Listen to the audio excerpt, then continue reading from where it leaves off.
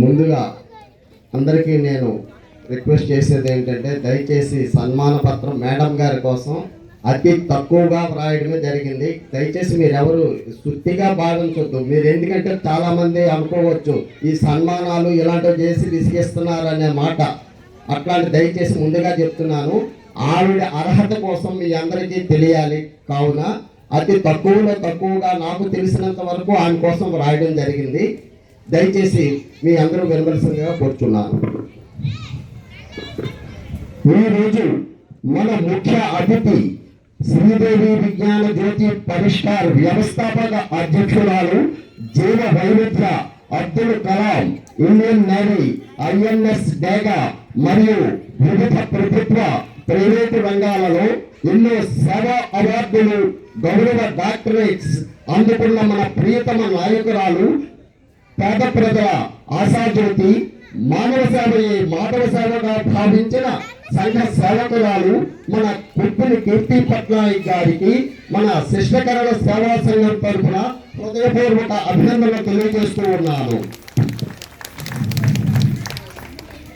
ఆమె శ్రీకాకుళం జిల్లా పుల్లూరు మండలంలో డాక్టర్ కుప్పిలి త్రినాథరావు పట్నాయక్ మరియు శ్యామలాంబ పట్నాయక్ దంపతులకు 1973 ఆగస్టు 16వ తేదీన జన్మించింది.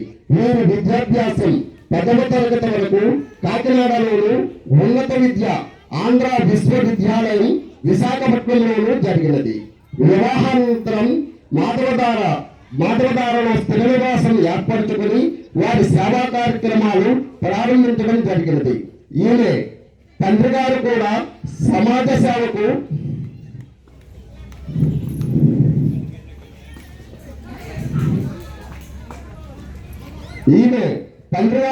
సమాజ సేవకులు. పువ్వు పుట్టగానే పరిమళించు అన్నట్లు తండ్రి గారి వారసత్వాన్ని అందిపెట్టుకుని వారి ఆశయ సాధనకై ఈమె కూడా 2023లో శ్రీదేవి విజ్ఞాన జ్యోతి చారిటబుల్ ట్రస్ట్ స్థాపించి తండ్రి గారికి తగ్గ కుమార్తెగా ఎన్నో సేవా కార్యక్రమాలు నిర్వహిస్తూ రాష్ట్ర కేంద్ర ప్రభుత్వాలే కాక ఎన్నో ప్రైవేటు సంస్థల వారిచే గౌరవ సన్మానాలు, అవార్డులు, బిరుదులతో పాటు మహామహుల మన్ననలు అందుకున్న మహోన్నత వ్యక్తి మన కీర్తి పట్నాయక్ గారు. ఈమె చేసే సేవా కార్యక్రమాలు కోకొల్లలు. అవి మాటల్లో చెప్పాలంటే ఎవరికైనా అసాధ్యం. అందులో కొన్ని మాత్రమే మీకు ఈ సందర్భంగా తెలియజేస్తున్నాను. ఆర్థికంగా వెనుకబడిన ఎందరో మహిళలకు తమ సంస్థ ద్వారా టైలరింగ్ మరియు ఎంబ్రాయిడరీలో ఉచిత శిక్షణ ఇస్తూ వారికి ఉపాధి అవకాశాలు కల్పించడం జరిగినది. ప్రతి నెల 25 కుటుంబాలకు నిత్యావసర వస్తువులు అందజేస్తూ ఆర్థికంగా వారిని ఆదుకుంటున్నారు. అనాథ పిల్లలకు అప్పులు తెచ్చుకుని వారికి తల్లి, తండ్రి, గురువు అన్నీ తాని వారు విద్య అభ్యసించుటకు కావలసిన సకల సదుపాయములు కల్పిస్తూ వారిని వీధి బాలులుగా కాకుండా విద్యార్థులుగా తీర్చిదిద్దిన ఘనత ఆమెది. నేటి సమాజంలో ఎంతో మంది తల్లిదండ్రులు వృద్ధాప్యంలో నిరాదరణకు గురై నిస్పృహలకు లోనై ఎండకు ఎండి వానకు తడిచి రోడ్లపై దుర్భర జీవితాలు గడుపుతున్నారు. ఎందరో అభాగ్యులకు ఆహారం, బట్టలు అందజేస్తూ ప్రేమను పంచే కరుణామూర్తి మన కీర్తి పట్నాయక్ గారు. వివిధ రంగాలలో నైపుణ్యం సంపాదించిన వారిని ప్రోత్సహించేందుకు తమ సంస్థ ద్వారా ప్రతి సంవత్సరం వివిధ బహుమతులను, అవార్డులను అందజేయడం వారి సేవా భావానికి నిదర్శనం. ఎంతో మంది బడుగు బలహీన వర్గాల వారికి ప్రభుత్వం అందించే పథకాలు సరైన మార్గంలో వారికి అందేటట్లు అధికారులతో కలిసి మాట్లాడి రేషన్ కార్డులు, వృద్ధాప్య పింఛనులు, ఉచిత బీమా సౌకర్యము, ఇల్లు లేని వారికి ఇల్లు, అనేక ప్రభుత్వ పథకాలు అందజేస్తూ వారి జీవితాలలో వెలుగులు నింపిన వెన్నెల రేడు మన కీర్తి పట్నాయక్ గారు. అనారోగ్య సమస్యలతో అల్లాడిపోతున్న ఎంతో మంది నిరుపేదలకు నేనున్నానంటూ మనోధైర్యాన్ని కల్పించి వారికి తగు ఉచిత వైద్య సేవలను అందించి సకల సదుపాయములు కల్పించి వారిని రోగాల బారి నుండి రక్షిస్తూ సంపూర్ణ ఆరోగ్యవంతులుగా తయారు చేసిన ఘనత ఆమెది. ప్రతి గ్రామంలో ఉచిత వైద్య శిబిరాలను నిర్వహించి వారి ఆరోగ్యము పట్ల తగు శ్రద్ధ తీసుకుంటున్న ఆరోగ్య ప్రదాత, అందరి మన్ననలు అందుకుంటున్న మన ఆశాజ్యోతి.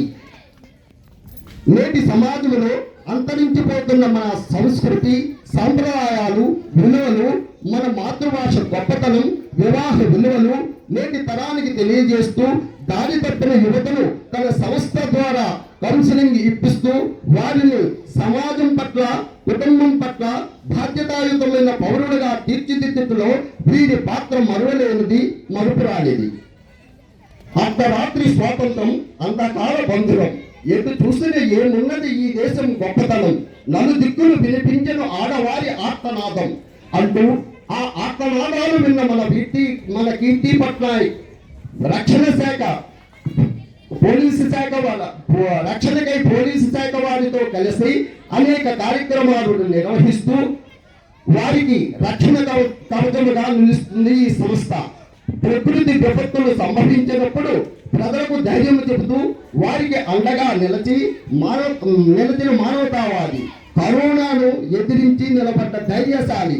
కరోనా సమయంలో ఎందరో వలస కార్మికులను ఆదరించి హక్కులు చేర్చుకొని వారిని వారి గమ్యస్థానాలకు చేర్చిన మార్గదర్శి.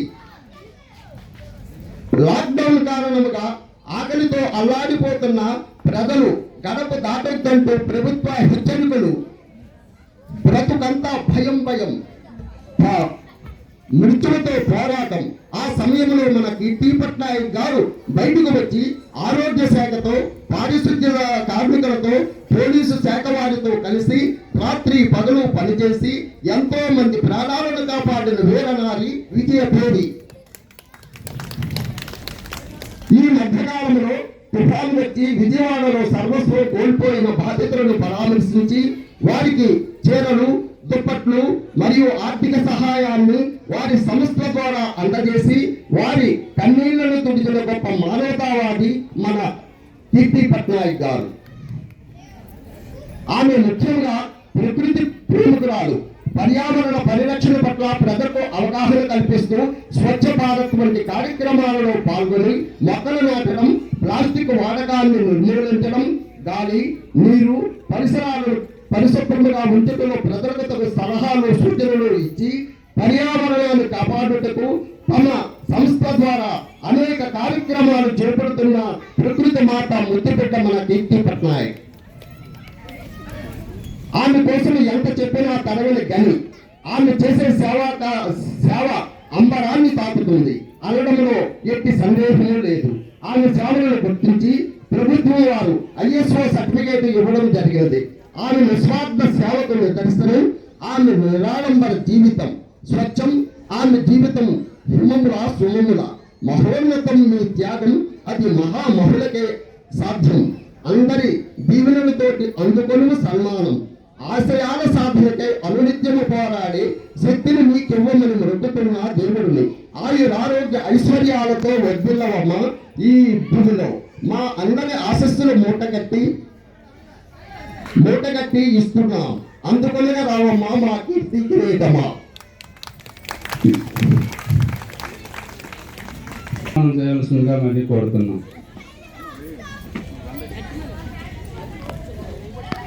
ప్రసాద్ గారు